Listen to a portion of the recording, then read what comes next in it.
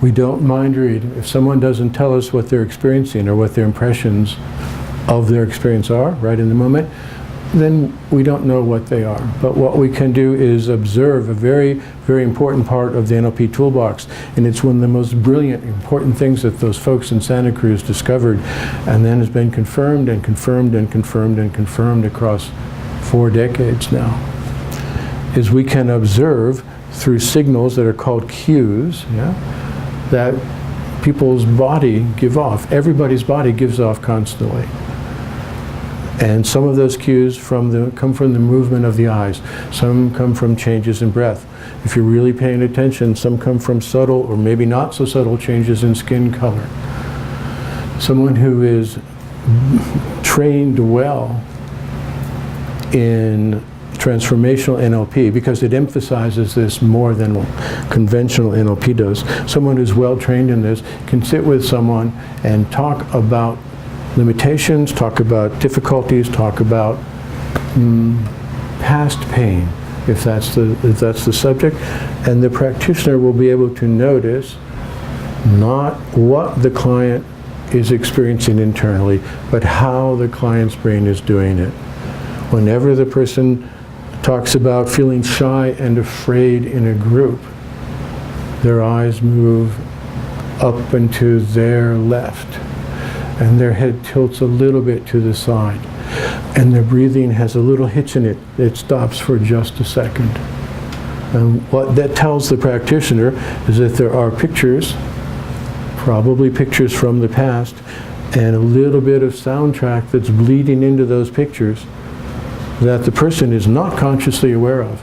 They're just saying, when I go to a party, if people put their attention on me, it's hard, right? It looks like that, what I just said. The well-trained transformational NLP practitioner will notice that there are some past pictures, there's past soundtracks, and these are loading up, these are causing just enough of a basic threat to safety that the creature brain does what creatures always do in the face of an unknown or unknowable threat. They freeze for just a moment while the brain figures out whether it's going to flee or fight. Right? Now, humans don't generally flee or fight,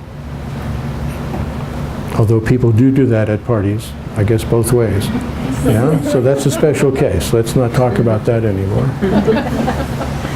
But the creature stopped breathing. It went into freeze. The human interacting with the practitioner continued breathing because the human's aware there wasn't an immediate threat. But inside the person's processing, there were the pictures and sounds of something very unpleasant long ago and far away. Now, the thing about humans is we have a sense of time. We have senses of past, present, and future. This is how we organize our experience. It's kind of why we're here. To have a past, to have a present, to have a future, always. Creatures probably aren't doing that. Creatures are operating more right now. Right?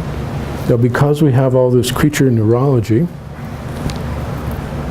if our brain loads up outside our conscious awareness, if our brain loads up pictures from the past that are very frightening, and the soundtrack of someone with authority, usually saying something very scathing, like just demolishing, right? Or maybe not even that bad. But if our brain loads up these pictures and these soundtracks, it will also respond in the moment with the freeze and the really bad feeling, the fear state, the state of like terror about whether we're going to be okay and safe, whether we're going to continue to belong in the next moment, It'll load all that up for us in the now, as they say, right now.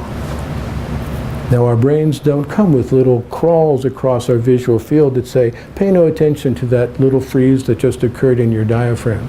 This is a consequence of pictures from decades ago and the soundtrack associated with an authority who was not having a very good day and took it all out on you. Pay no attention to this. It has nothing to do with the beautiful person you've grown to be.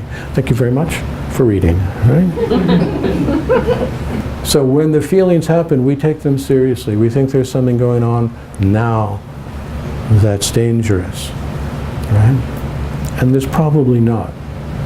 What there is going on now is something that triggered our brain to replay this stuff and create the feeling that means trouble, that means danger now. Wouldn't it be nice to not have to override that in the course of going to a party or sitting through a business meeting? If that's what the person wants, and this is what they value, we can fix it up. We can change the programming, change the patterning so that doesn't happen anymore. Before we do that, we'll have to notice what they would like to experience. You don't want to have that fear reaction? Great. What would you like to experience? We have to have that part too, because when we rearrange it, when we repattern it, when we reprogram it, we want to know where the person wants to come out. Because, you know what? Because of the power of this methodology, they will come out there. They will be there. I want to give credit to Jonathan Rice.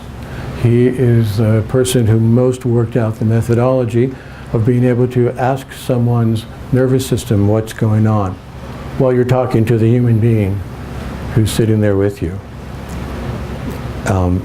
It's very, very beautiful work. It takes a while to learn. It's why it's mostly disappeared from conventional NLP, because you can't do it from a stage in front of 4,000 people and have them benefit from it. It's a learning that takes time, and it's up close and personal. And everybody learns. The ones learning to do it, learn it. The ones who are making themselves available to participate in that group interaction, which is what our trainings are a lot about, small group practice sessions. Everyone changes their sense of themselves. So, and comes into more and more rapport with how it is that humans get their experience. And when it gets sideways and when it becomes so unsatisfactory and so hard to change, how it is that we can then take a breath, say okay about that, and proceed to revise it nevertheless.